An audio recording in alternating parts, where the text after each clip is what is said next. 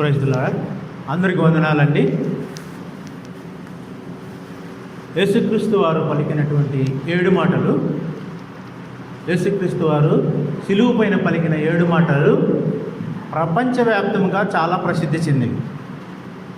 7ను small మెసేజెసే కానీ familiar messages. మనకు వారంలో 7 రోజులు ఉంటాయి. ఏడాదికి ఎన్ని వారాలు ఉన్నాయి? 52 వారాలు. ఒక్కొక్క రోజు ఒక్కొక్క మాట నేర్చుకున్నా కానీ మనం నేర్చుకోవచ్చు. యేసుక్రీస్తు వారు ఆ సిలువు పైన పలికినటువంటి మాట, మొదటి మాట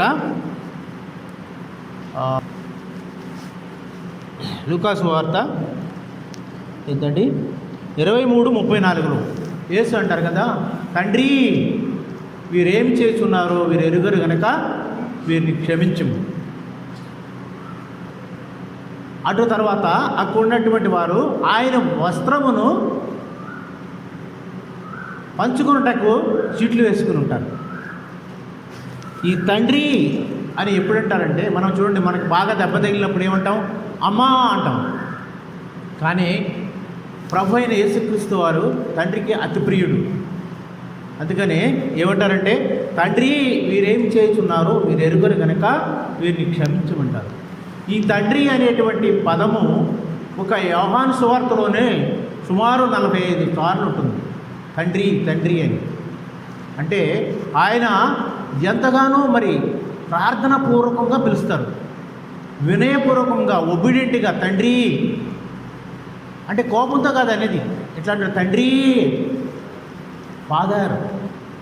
అది ఒక ప్రార్థన, అది ఒక విజ్ఞాపన వాక్యం, అది ఒక రిక్వెస్ట్. ఎవరి గురించి అండి? మన అందరి గురించి. ఎవరి గురించి? మన అందరి గురించి.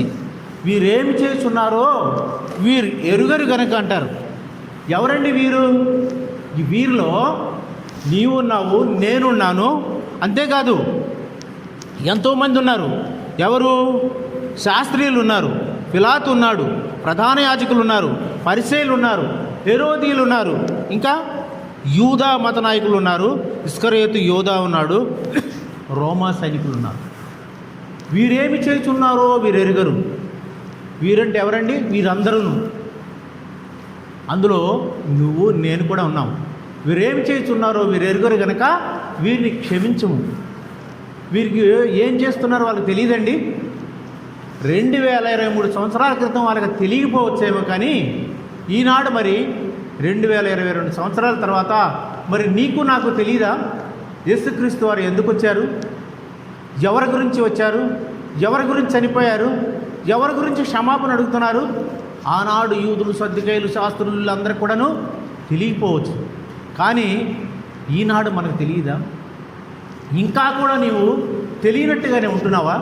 ఇంకా కూడా నీవు మరి ఆయనకి మనం ఎవరో తెలియదా? చూడండి, మరి వీరెవరో కానీ వీరికి తెలియదు అని అంటున్నప్పుడు వీరికి నిజంగానే తెలియదా అంటే మీరు ఒకసారి చూడండి, 1 కొరింథీయులు 2:7 ఒకసారి చూడండి అమ్మా. వీరేమి చేయుచున్నారో వీరు ఎరుగరు గనక దేవుని జ్ఞానము, ఈ జ్ఞానము ముందుగానే దీనిని దేవుడు తన మహిమ నిమిత్తము. తర్వాత చదవండి 8. అది లోకాధికారులలో చూడంండి, ఆయన యొక్క మహిమ ఎవరికీ తెలియదంట. తర్వాత అది వారికి తెలిసి ఉండిన ఎడల మహిమా స్వరూపియగు ప్రభువును చూడండి. మరి వీళ్ళకి తెలిసే ఉంటే ఈ మహిమాపూర్ణుడైన ఈ గొప్ప వ్యక్తి అని ఆయనకి తెలిసి ఉన్నట్టే ఆయనను సిలువ వేయకపోకనే ఉండరు. కానీ ఆనాడు వారికి తెలియదండి. అప్పుడేంటంటే అందరూ ఎవరిని సిలువేయాలంటే, ఎవరిని విడుదల చేయాలంటే ఏమన్నారు? బరబ్బా బరబ్బా బరబ్బా అన్నారు. మనకు తెలుసా, లోక్సభలో కూడా మోజువాణి ఉంటుంది, నోటుతో అంటారు. ఆర్టికల్ 370 పాస్ చేయాలా? Yes yes, no no. మోజువాణి అంటే నోటి ద్వారా వచ్చేటువంటి శబ్దం ద్వారా. ఆనాడు కూడా ఆ యూదులు, సద్దుకేయులు, శాస్త్రులు ఏమన్నారు? బరబ్బాని విడుదల చేయమన్నారు. యేసుని, ఈయనకేమన్నా పాపం చేశాడండి? పాపం ఎరిగినటువంటి వాడు, పాపం లేనటువంటి వాడు, పాపం చేయనటువంటి వాడిని పాపిగా చేశాడు. ఎవరు చేశారు? మనమే చేసామండి.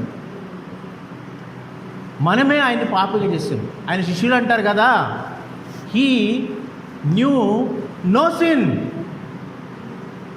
He did no sin, in him there is no sin. ఆయన పాపం ఎరగడు, పాపం చేయలేదు, ఆయన పాపం జోలికే పోలేదండి. అట్టి గొప్ప వ్యక్తిని మనం అందరం మన పాపమంతా ఆయన మీదేసి పాపినిగా చేసి పరిశుద్ధుని రక్తం చెల్లించాం. ఇదంతా ఏంటండి? This is the mystery of Jesus Christ death to reveal ఏంటండి ఇది? మనకి పరిశుద్ధ పట్టడం కావాలని, మన పాపాలు క్షమించబడాలని, ఇది ఒక గొప్ప దేవుని యొక్క గొప్ప ప్లాన్. ఇది లేఖనాలు నెరవేరటకు ఏమంటారు అక్కడ? యెషయా గ్రంథంలో మరి 7,020 సంవత్సరాల క్రితమే యెషయా 53:12 ఆయన చెప్తాడు ఏమనండి? కన్యకా గర్భమందు మరి కుమారుడు పుడతాడని. చదవమ్మా. యెహోవా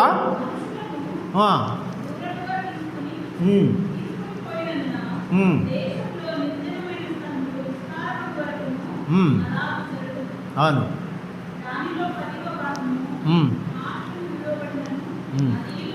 ఏం చదువుతున్నారు? 53:12 అమ్మా. 50 అందులో నీకు చదవవసరం లేదు.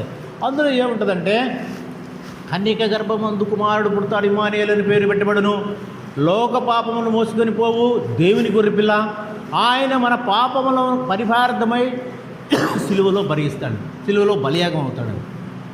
ఆయన పాపము లేనటువంటి వాడండి. పరిశుద్ధుని రక్తం అయితేనే మనం చేసిన ఘోరమైన నీచమైన పాపాలకి పరిహారం ఏంటంటే పరిశుద్ధుని యొక్క రక్తం అయితేనే ఈ పాపాలకి విముక్తి.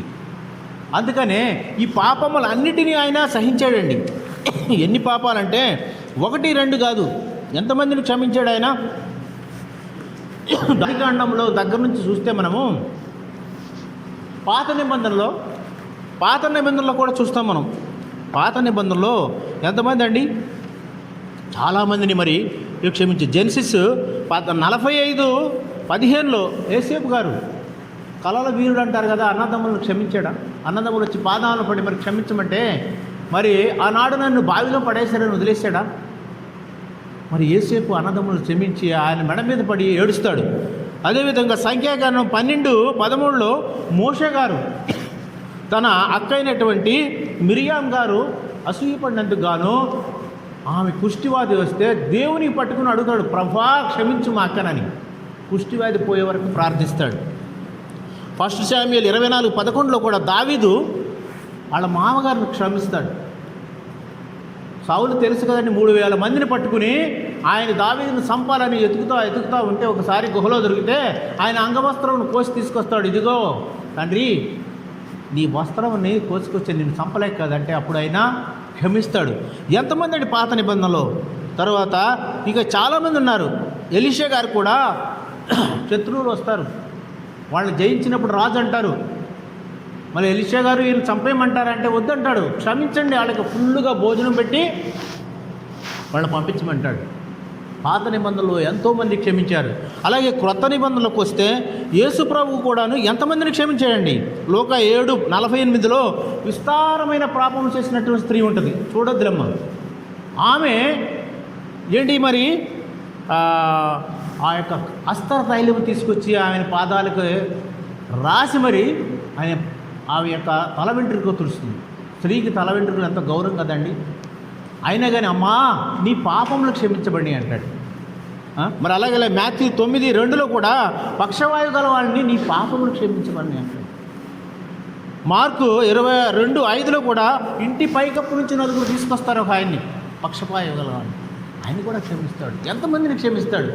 ఎంతమంది భారము, ఎంతమంది పాపం ఆయన మీద వేసుకుంటాడంటే అనేక మంది. మాథ్యూ 9:22 కూడా 12 సంవత్సరాల రక్తస్రావం గల స్త్రీ, ఆయన జస్ట్ చెంగు ముట్టుకుంటే, పొంగు ముట్టుకుంటే, ఆయన వస్త్రం ముట్టుకుంటే స్వస్థపడతానన్నప్పుడు ఆమె కూడా, అమ్మా నీ పాపములు క్షమించబడ్డాయి. ఎంతమంది ఇంకా చూస్తే జాన్ మరి యోహాను సువార్త 8:11 మరి పాపము చేసినటువంటి స్త్రీని పట్టుబడి తీసుకొస్తారు. ఆవిడని రాళ్లతో కొట్టమంటే, పాపం లేనటువంటి వాళ్ళు రాయమంటే ఎవరు వేయరు. అమ్మా నేను కూడా నీ మీద రాయను, నేను క్షమిస్తున్నాను అంటాడు. యేసు ప్రభువారు అంటేనే క్షమ, యేసు ప్రభువారు అంటేనే లవ్. ఈ క్షమించటానికి, ఈ ప్రేమించటానికి చాలా అన్యోన్యత సంబంధం ఉంది. ఎవరైతే ప్రేమించగలరో వారే క్షమించగలరు, ఎవరైతే క్షమించగలరో వారే ప్రేమించగలరు. చూడండి, మరి మన భార్య ఏమన్నా చిన్న పొరపాటు చేస్తే మనం క్షమిస్తామా? భర్త చిన్న పొరపాటు చేస్తే భర్తను క్షమిస్తామా? మన పిల్లల్ని మనం క్షమించగలుగుతున్నామా? ఒక మాట అంటే 4 మాటలు అనుకుంటామే. క్షమాపణ క్షమాపణ క్షమాపణ లేకపోతే మన బ్రతుకులో అర్థం లేదు. ప్రభువారు క్షమించడానికే వచ్చాడండి, ప్రేమించడానికి వచ్చాడు. ఇంకా చూస్తే ఎన్నో మరి ఉపమానాలు ఉన్నాయి, ఎన్నో మరి దైవగ్రంథంలో ఎన్నో ఉన్నాయి. తర్వాత మాథ్యూ 5:44 ఎవరు క్షమించమంటారండి? నీ శత్రువును క్షమించమంటారు. మన ఇరుగు పొరుగు వాళ్ళని పక్కింటి వాళ్ళే క్షమించమను. ఎందుకు మన భర్త నన్నంటే ఊరుకుంటావా? నువ్వు 4 మాటలు అంటానంటాం. ఎవరు క్షమిస్తారండి? ఎవరు క్షమించరు. కానీ ఈయన క్షమాభిక్ష పెడుతున్నాడు. ప్రియమైన దేవుని పిల్లలారా, ఇదే తగిన సమయం. Are you born again? John Wesley గారికి ఒక ప్రశ్న వేస్తాడు ఒక అతను. ఆయన 2 లక్షల మంది మీటింగ్ జరుగుతుంటే ఎయిర్పోర్ట్లో రిసీవ్ చేసుకుంటే ఒక మరి బ్రదర్ వచ్చి అంటాడు, brother are you born again? నేను 50,000 మందికి బాప్టిజం ఇచ్చాను, 25,000 మంది సభల్లో ప్రార్థించాను, నన్ను అడుగుతామంటాడు. మళ్ళీ అడుగుతాడు, ఆర్ యు బోర్న్ అగైన్? చూడండి ఎంతమంది మన మారు మనసు పొంది పశ్చాత్తాపంతో ఆయన పాదాలకు దగ్గరికి వచ్చి, ప్రభువా నన్ను క్షమించమంటే ఆయన క్షమించేటువంటి గొప్ప మనసు. ఆయన ప్రేమామయుడు, కరుణామయుడు, దయామయుడు. ఆయన వద్దకు రండి. ఇదే గుడ్ ఫ్రైడే అని ఎందుకంటారు? మంచి శుక్రవారం, శుభ శుక్రవారం మనకండి, యేసు ప్రభు కాదు. మన పాపములన్నీ క్షమించి, మన పాపముల కొరకు ఆయన బలియాగమైపోయి ఆయన తిరిగి లేయటానికి ఆయనకు ఒక్కడికే అధికారం ఉంది. మీరు చూడండి, మరి ఇక్కడ చూస్తే మత్తయి 9:6 పాపములు క్షమించడానికి మనిషి కుమారునికి మాత్రమే అధికారం ఉంటుంది, ఇంకెవరికి అధికారం లేదు. అలాగే ఆయన యొక్క ఆత్మను సమర్పించుకోవటానికి ఆయనకే అధికారం ఉంటుంది. ఆయన చనిపోవాలన్నా చనిపోగలడు, బ్రతకాలన్నా బ్రతకగలడు. ఇంకా తండ్రి అంటే ఒకసారి ఫిలిప్ గారు అంటారు, అయ్యా తండ్రి అంటావు కదా, మరి తండ్రి ఎక్కడున్నా అంటే ఏమంటాడు? నాయనా నువ్వు రోజు నన్ను చూడలేదా? నీవు నన్ను చూస్తున్నట్లే అయితే నా తండ్రిని చూస్తున్నట్లే. నా తండ్రిలో నేనున్నాను, నాలో నా తండ్రి ఉన్నాడు. చూడండి, ఆయన తండ్రి ఇచ్చినటువంటి మాట నెరవేర్చుటకు, లేఖనాలు నెరవేర్చుటకు బొచ్చు కత్తిరించు అని యుద్ధం మౌనముగా ఉన్నటువంటి గొర్రెపిల్లలాగా ఉన్నాడు. ఎంతండి సిలువులో ఉన్నటువంటి సైనికులందరూ ఆయన చేసిన నేరం ఏంటి? ఆయన చేసిన పాపం ఏంటి? పాపమెరుగడే, పాపరహితుడే, పరిశుద్ధుడే. ఆయనని బలి చేసి మనమే కదా, మన పాపముల కొరకు, నీ పాపముల కొరకు, నా పాపముల కొరకు బలి పశువుగా అయ్యాడు. ఆయన సిలువ ఎక్కాడు. ఎందుకంటే తండ్రికి ఇచ్చిన మాట గురించి పరిశుద్ధ గ్రంథంలో లేఖనాలు నెరవేరాలని ఆయన ఎంతగానో తగ్గించుకున్నాడు, క్షమించాడు, ప్రేమించాడు. నేను ముగిస్తానండి. మనకి అందరికీ తెలిసింది, సౌత్ ఆఫ్రికాలో నెల్సన్ మండేలా గారు అని ఉంటారు. గ్రేట్ లీడర్, గ్రేట్ ప్రేయర్ వారు. ఆయన సుమారుగా 27-28 సంవత్సరాలు జైల్లో ఉంచినప్పుడు ఆ జైలు అధికారి ఆయన మార్నింగ్ వెళ్ళిపోయి ఆయన ముఖం మీద యూరినేషన్ చేసేవాడు. రోజు కడుక్కుని మళ్ళీ, ప్రభువా ఈ బిడ్డని క్షమించు. బైబుల్ క్షుణ్ణంగా చదివేశాడు జైల్లో ఉండి. చివరికి ఆయన బయటకు వస్తాడు. ఆయన చేసిన పాపం ఏం లేదు. నల్ల జాతీయులు, తెల్ల జాతీయులు భేదం గురించి పోట్లాడుతుంటే తీసుకెళ్ళి జైల్లో పడేశారు. అహింసావాదులు అంటేవాడు. ఆయన చివరికి బయటకు వస్తాడు. వచ్చిన తర్వాత సౌత్ ఆఫ్రికా ప్రెసిడెంట్ అవుతాడు. అయిన తర్వాత ఒకరోజు ఈ జైలు అధికారి ఒక హోటల్లో ఒక మీటింగ్లో ఎదురుపడితే అక్కడి నుంచి వస్తున్నాడు. గడగడగడగడ వణికిపోతాడు, భయపడిపోతాడు. అయ్యో, రోజు ఈయన ముఖం మీద చేసేనే ఏం చేస్తాడని. Hello mister come here not, భయపడుకు నాయనా, నేను నిన్ను క్షమిస్తున్నాను. ఎందుకంటే నా ప్రభు చిలువ మీదనే అన్ని పాపాలు కోపాలు ఘోరమైనటువంటి దెబ్బలు కొట్టి హింసిస్తేనే క్షమించాడే. నేను క్షమించకపోతే I'm not a true Christian. నా ప్రభువుని నేను ఫాలో అవ్వాలంటే నేను క్షమిస్తున్నాను, నువ్వు భయపడమాక. అలాగే ఇంకా మనం చూస్తే చాలామంది ఈ యొక్క ఇండియాలోకే వస్తారు. ఎప్పుడండి? 1999 జనవరి 22న ఆస్ట్రేలియా నుంచి వస్తాడు. ఆయన గ్రహామ్ స్టూవర్ట్ స్టెయిన్. ఆయన వచ్చి ఆస్ట్రేలియాలో మనోహరపురంలో కుష్ఠరోగులకి సేవ చేస్తుంటే ఆయన చేసిన పాపం ఏంటండి? తారాసింగ్ అనేటువంటి దుర్మార్గుడు ఆయన బిడ్డలు ఇద్దరిని, ఫిలిప్పు తిమోతిని ఇద్దరిని కూడా ఆ జీబులో పెట్టి పెట్రోల్ పోసి తగలబెట్టేస్తే ఆహుతైపోయారు. ఎంత పాపం అండి, ఎంత పాపం. ఆయన భార్య గ్లాడిస్ అని ఉంటుంది, ఆమె వస్తుంది. ప్రెసిడెంట్ నారాయణ గారు అడిగితే, అమ్మా మీరు ఏం చేయమంటారు, ప్రాణభిక్ష పెట్టమంటారంటే ఆమె చెప్తుంది, అయ్యా నా యేసుక్రీస్తు క్షమించినప్పుడు నేను క్షమించలేరా? ఆయన క్షమించేయండి. నా బిడ్డలు అనాథలైనట్టుగానే నేను అనాథ అయినట్టుగానే ఆయన బిడ్డలు అవ్వద్దని క్షమించింది. ఎంత గొప్ప మనిషి అండి. ఎవరు క్షమించగలుగుతారంటే యేసయ్య నీ హృదయంలో ఉంటేనే క్షమించగలుగుతారు. మన కుటుంబాల్లో ఎన్నో ఉంటాయండి గొడవలు, పోట్లాట్లు. Are you forgiving your neighbours? Are you forgiving your children? క్షమించలేకపోతున్నాం. క్షమాపణ అడిగేవాడు కంటే క్షమించేవాడు చాలా గొప్పవాడండి. ఇంకా అలా చూస్తే ఎన్నో ఎగ్జాంపుల్స్ ఉన్నాయి, ఎన్నో ఎగ్జాంపుల్స్. ఎంతమంది ఉన్నారు. మిషనరీస్ వచ్చారు, మిషనరీస్ని కాల్చి చంపివేసి వాళ్ళు చేసిన తప్పు ఏంటండి? యేసుక్రీస్తు చేసిన తప్పు ఏంటండి? పిలాతు అడుగుతాడు, ఏంటి తప్పు అంటే, నువ్వు రాజు అంట, ఆర్ యూ కింగ్ అంటాడు. యాజ్ యూ సెడ్, మీరు అన్నట్లుగానే అంటాడు. కానీ ఏమంటాడు ఆయన? చూడండి, చివరికి శిలువ మీద ఉండి కూడాను ఎన్నో చోట్లకి వెళ్ళి పాదాలు నడిచిన పవిత్రమైన పాదాలు, ఆయన పవిత్రమైన చేతులతో అందరిని ఆశీర్వదించారు. ఎళ్ళలేక శిలువలో వేలాడుతున్నాడు. ఎక్కడండి? భూమికి ఆకాశానికి మధ్యన వేలాడుతూ ఉంటాడు. వేలాడుతున్నప్పుడు ఈయన అధికారం అంతా చివరికి తండ్రికి అప్పచెప్తాడు. ఈయన క్షమించలేకనా?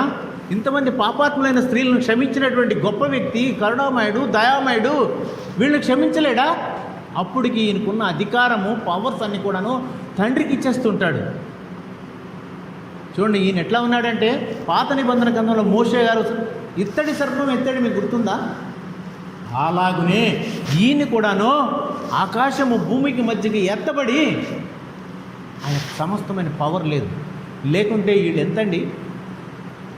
యెహోషాపాతు దేవుని సన్నిధికి వెళ్ళి మొరపెట్టినప్పుడు, ఉపవాసం ఉండి గోనిపట్ట పట్టుకుని అడిగినప్పుడు, ప్రభువా చుట్టూ నాకు అనేకమైన భయంకరమైనటువంటి శత్రువులు వచ్చారని నేనేం చేయాలని ఆయన ఆచరణ అడిగినప్పుడు ఏమంటాడు?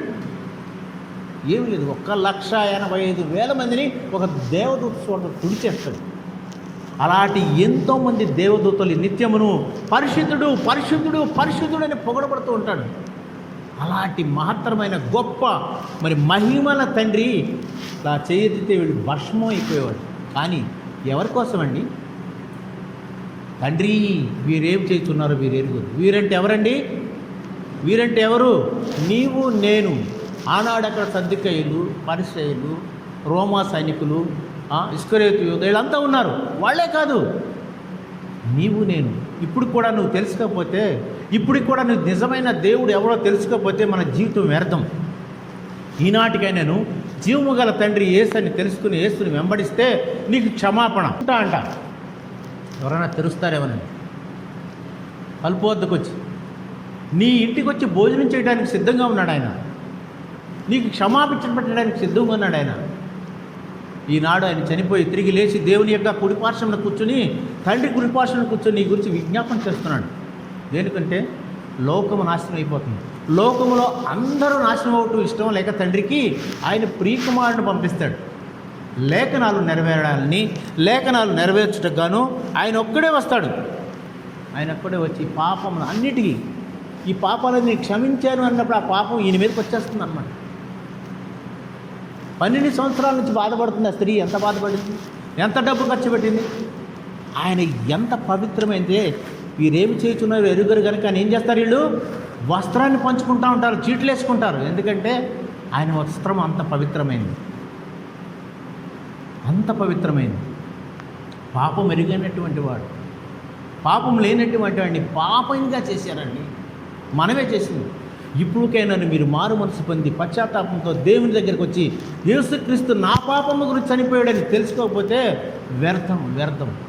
మహాజ్ఞాని సల్మాన్ రాజు గారు ఏమంటారండి, సమస్తము మియర్లీ వేస్ట్, మియర్లీ వేస్ట్, వ్యర్థం, వ్యర్థం. ఎంత ఆస్తి ఉన్నా, ఎన్ని బిల్డింగ్లు ఉన్నా, ఎంత పదవులు ఉన్నాను, ఏమీ రావు నీ వెంట. యేసుని తెలుసుకోండి. ఈనాటికైనా సరే పశ్చాత్తాపంతో మారు మనసుతో బోర్న్ అగైన్. ఒకరోజు సాయంత్రం పూట వస్తాడు సీక్రెట్ క్రిస్టియన్, ఎవరో తెలుసా మీకైనా? ఆయన అడుగుతాడు, ఎవరండి? నికోదేము వచ్చి అడుగుతాడు, అయ్యా పరలోక రాజ్యం చేరాలంటే ఏం చేయాలంటే? ఆయన అంటాడు, నువ్వు మారు మనసు ఉందా? మరలా జన్మించావంటే? అడుగుతాడు, మరలా ఎలా జన్మిస్తాం? మరలా తల్లి గర్భం నుంచి ఎలా వస్తాం? మారు మనసు అంటే దేవుని తెలుసుకున్నట, మారు మనసు అంటే దేవుని కాడి మోయిట, మారు మనసు అంటే ఆయన వెంబడించుట, ఆయన మాటలు చదువుట, ఆయనతో గడుపుట. మన ప్రవర్తనతో, మన బిహేవియర్, మన మాటల్లో ఇతరులకు క్రీస్తును చూపించాలి. అప్పుడే నీకు నిజమైనటువంటి రక్షణ, నిజమైనటువంటి మరి దీవెన వస్తుంది. నేను ముగిచ్చేస్తానండి, ఇంకెక్కువ చెప్పను. ఎన్నో మరి మాటలు రాసుకొచ్చాం కానీ మరి అవన్నీ చెప్పలేమని. మత్తయి 6:14 ఒకసారి చూడమ్మా.